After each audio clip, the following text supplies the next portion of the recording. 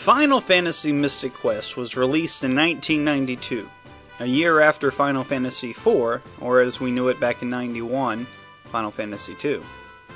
4 was probably the first truly successful game in the series. The fact that these games were released soon after becomes very obvious, as many of the tile sets used in the creation of areas look very similar in their structure. However, the similarities stop there. According to an interview with someone at Squaresoft, the game was marketed as a simplified role-playing game, designed for the entry-level player in an attempt to broaden the genre's appeal. As you'll find out in this walkthrough, this is both an understatement and a false statement.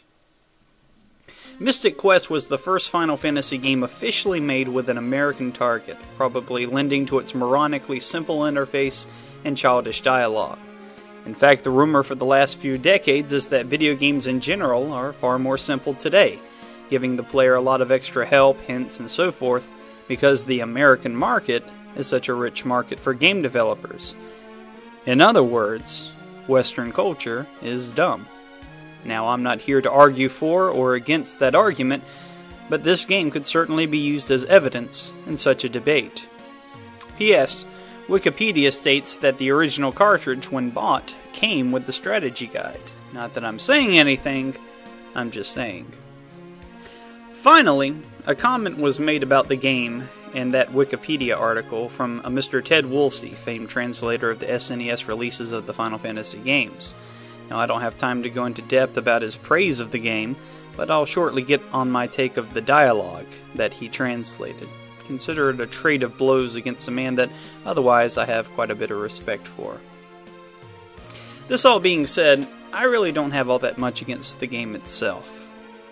As you can see from my ratings of the game, it could have done much worse. Gameplay, I gave a 6. In general, the game is, a bit boring. But honestly, there's nothing that stands out as bad about the actual gameplay. I justify this mostly by stating that the game fits in with one of my personal RPG pastimes, level grinding. How much level grinding will you do? Well, I figure I fought somewhere between 600 and 700 battles in the time it took me to beat the game. On the last go-through, that took me 9 hours and 50 minutes. Now, you can do the math at that. That's a lot of battling. A tad redundant, sure, but nothing spells a good sit-down like an RPG beating the crap out of a bunch of monsters. Story, I gave a 2. The game is lucky I was in a good mood when I came up with that point system. Basically, there is no story. I gave it a 2 simply in the respects that at least the story they did include was solid. It didn't contradict itself or go off on wild tangents, space warps, time compression, anything like that. However, when I say there is no story, I'm not fooling around. You basically have to pay attention to the first 3 minutes of the game, because that's all the story you're getting until you've rescued the 4 crystals. You then get an extra 5 or 10 minutes of story then, capped off with an incredibly brief conclusion at the end. In all, you could sum the whole game up in 1 paragraph. Wikipedia did so in 2 paragraphs, only because the whole second paragraph was the conclusion, and somebody very wordy did the editing for the article. Seriously, I've read kids' books geared for first graders that were longer and deeper than the story for this game. Far more simple? Understatement. But if you thought the story was bad, I gave the dialogue a 1.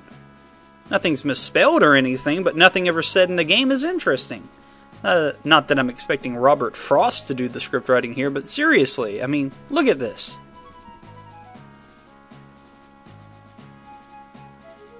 Then you've got this guy, affectionately called the Old Man, who makes about as much sense as Homstar from Homestar Runner. He basically epitomizes the phrase non sequitur. And the worst part of all is he's the only one in the game who gives the main character any form of progressive information. The prophecy mentioned in the game, the quests need to go on, they all come from him. Imagine if you had to get all of your direction in life from your drunk Uncle Ed, or if your guidance counselor from high school was a drug addict. That about sums up the quality of the dialogue of this game. And even when the old man isn't talking, the party members you come across aren't exactly spilling over with wisdom. For the most part, if anything, they fall under the state the obvious category that poorly made movies are always susceptible to.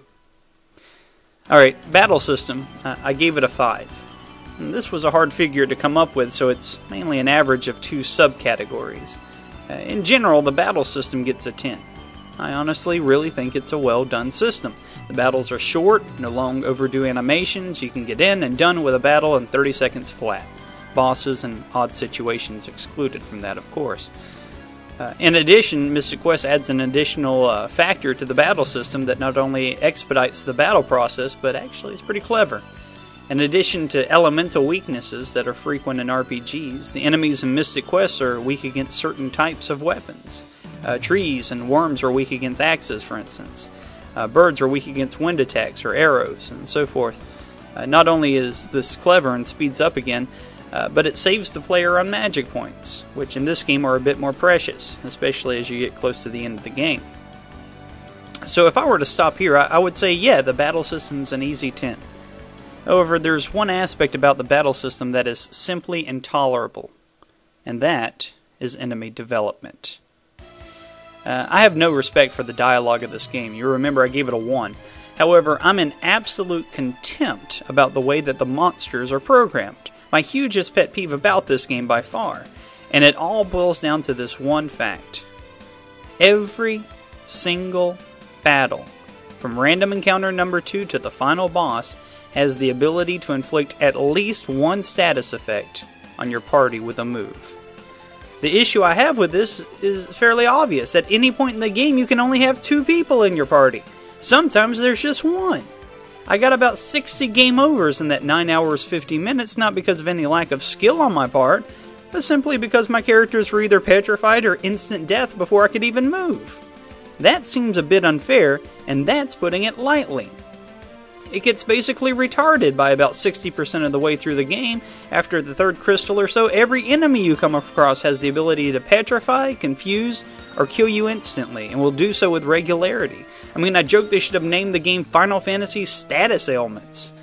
Confusion in the game is about the same as instant death. When you or your party are confused, they never just attack themselves. Whatever the most violent or powerful spell you have will be cast on your whole party. Why would the game developers even do this? Wouldn't QA complain about not being able to get through a single battle without dying? I mean, there will be times when an entire dungeon is teeth-clenchingly horrific. I mean, hard liquor couldn't numb the pain and anger you'll feel watching your character kill your whole party with Quake every single time he's confused. And this is what kills me. Either I beat the enemies in 30 seconds flat, or I get a game over in 20. I mean, as much as I hate how long random encounters have taken in modern RPGs because of all the graphics and stuff, at least the balance and enemy design there makes sure that the fight will test my skills fairly. I mean, it's kind of embarrassing telling my wife I beat Mystic Quest after getting about 60 game overs. She kind of holds it over my head when she's able to beat a boss at, say, Final Fantasy VII without dying, where I might have a hard time with it. But anyways, back to the scoring. Entertainment, it's a 6, mainly for the same reason gameplay was a 6. I like to battle, it brings me joy gaining experience, gold, watching my guys level up. I also get just a tad too much pleasure jumping around like a caffeine addict gymnast everywhere. I just can't get over the fact they've added jumping to the list of controls here. I also really appreciate the music to the game. Now, Nobuo Uematsu is probably my favorite composer of all time, and granted, he did not do this Final Fantasy. It was handled by 2 other people. Still, I felt that they did a bang-up job with the music. It's not only entertaining, but honestly, it's what I was listening to when I was doing the introductory video for this project, if you've seen it. I'm kind of a MIDI fanatic. Finally, the game gets a 4 overall. Outside of the headaches I get reading the dialogue and yelling at the unfair setup of battles, hey, I enjoy it. I can get through it in less than 10 hours, which honestly is a boring weekend with nothing to do. It's concise, it has its charms, and it's a Final Fantasy. A lot of people don't really consider it a Final Fantasy, and truthfully, it is the bastard child of the series, but I have no qualms about it, and I will readily stand up for it as an alright game.